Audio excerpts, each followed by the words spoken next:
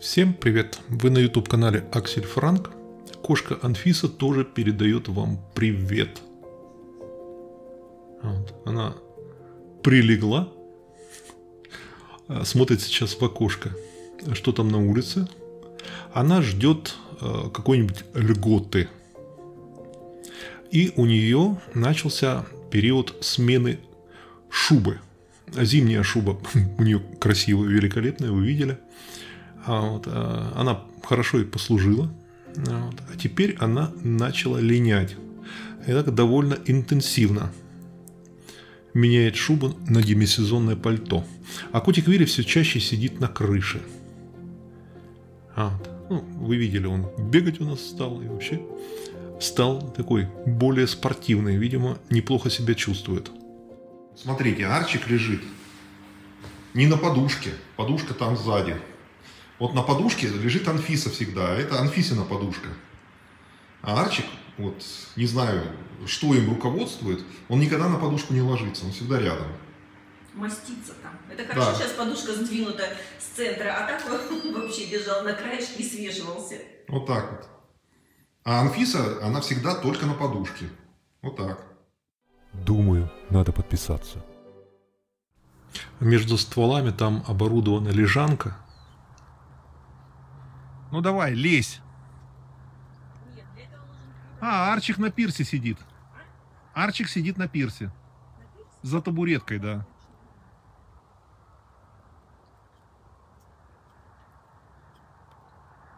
Ну что, Фиска, полезешь или нет? Анфисия немного погодя свинтит к соседям. Посмотрим, как она уходит. Нет, говорит, пойду. Сами лазьте. Я в свое время сделал там дверку, закладку. Да, а там у них вот выход есть. Там есть такая крышка и выход на соседний участок. Я его могу закрыть, могу открыть. Он сейчас открыт. И они таким образом переходят к соседям. Погуляют и возвращаются. Да. По размеру специально, чтобы кошка прошла, а собака покрупнее не могла. Специально сделано для экстренной эвакуации. Ну, размера такого, чтобы кошка прошла, а большая собака нет. Все, Анфиса пошла, говорит, пойду к соседям. И Анфисия, и Арчи вот этим ходом активно пользуются. А вот смотрите, а это у соседки мне удалось застать уток. Обычно они вспархивают, улетают, когда я вот подхожу к ограде. А в этот раз мне удалось их заснять. Это к вопросу, кормят ли соседи уток и лебедей. Вот у этой соседки, это Маргарета, у нее оборудовано там для уток. А мы с Ириной поехали в садовое хозяйство, в магазин, где продают всякие там саженцы, семена, и так далее, и так далее. То есть Ирина всерьез занялась подготовкой к предстоящему сезону. Она что-то обрезает, какие-то кусты, что-то там на участке целыми днями шуршит. И меня подрядила, говорит, поехали в магазин, надо что-то купить. Она купила каких-то луковиц, она смотрела дерево. На самом деле, я давно ее прошу, говорю, давай посадим какое-нибудь фруктовое дерево. У нас есть яблонька и есть одна черешня. Я говорю, давай еще черешню посадим, давай там яблоню, что-нибудь такое съедобное, чтобы было. А проблема в том, что у нас солнечных мест очень мало. И так все организовано, что посадить что-то, что не загораживало бы вид на озеро, и в то же время было на каком-то солнечном месте, это проблема.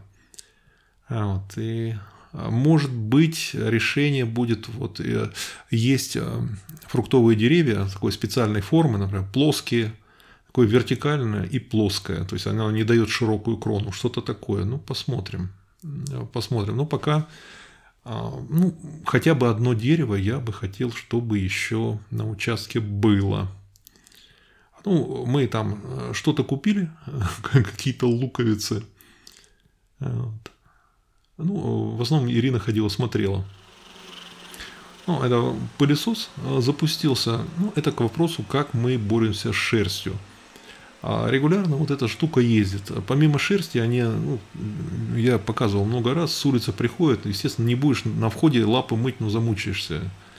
Вот, естественно, что-то на полу остается, потом пылесос ездит, собирает, ну и регулярно приходится полы еще и мыть.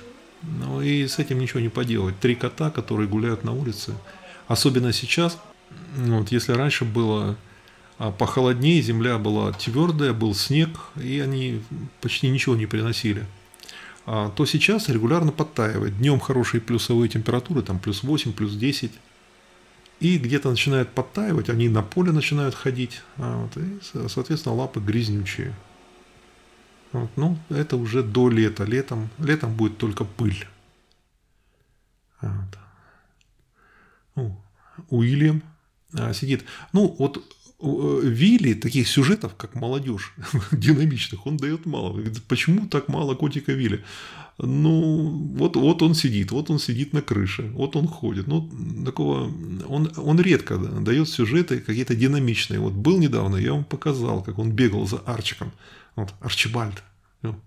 Арчибальд все, опять дежурит на поле. С поля сошел снег.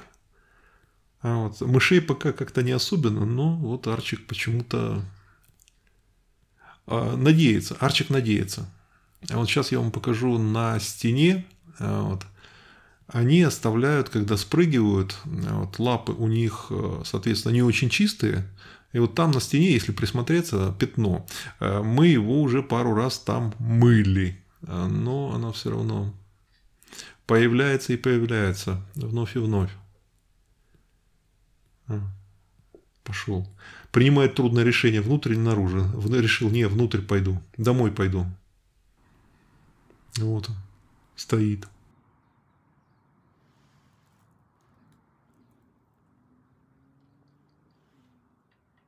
Да, решил, говорит, пойду лучше домой. Красотулечка. Такая пушистая вся какая-то. Куда пошла? Она прекрасная. А это у нас Арчибальд тут. В тенечек лег, тень от табуретки, вот он в тень лег и думает. А мысли его все можно выразить словами «вот блин». Да, Арчик? Лежит и думает «вот блин». Нюхает. Анфиска на столе была еще до покупки подушки. Что? Даже не... О, птеродактиль гоняет. Даже не дает подойти кусочка взять. Ну, гоняет вовсю. Ничего, они потом прибудут. Вот так. Они потом приплывут, а я им дам. Отдельно от вас. И маманя тоже крылья подняла. Ой, ой. Гнездо-то где ваше? Где строить будете? Ну, у них, у родителей и детей идет, папа с мамой гоняют их, особенно папа, ну вообще, видели, и взлетал гона. Вот. А детишки хотят, им нравится, у нас и горошки, и смесь зерновая, вот, и они по очереди. То есть я умудряюсь кормить и тех раздельно. То есть то выхожу родители, а вот потом родители куда-то отлетят, эти тут же присматриваются, вот, и я просто внимательно наблюдаю. Вот. Так что детвора свою еду все-таки получает, несмотря на вот такие преследования. Думаю, надо подписаться. А вот смотрите, это Арчибальд в образе. Вот Арчик в образе. Он на самом деле не спит, он такой томно, вот он томится. Вот. Лежит, глаза такая прищуренные. Одна лапка так подогнута.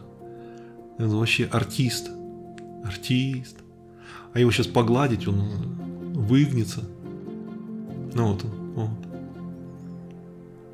Вообще с ним не скучно. А впрочем, как и со всеми остальными. Ладно, на этом все. Пока-пока.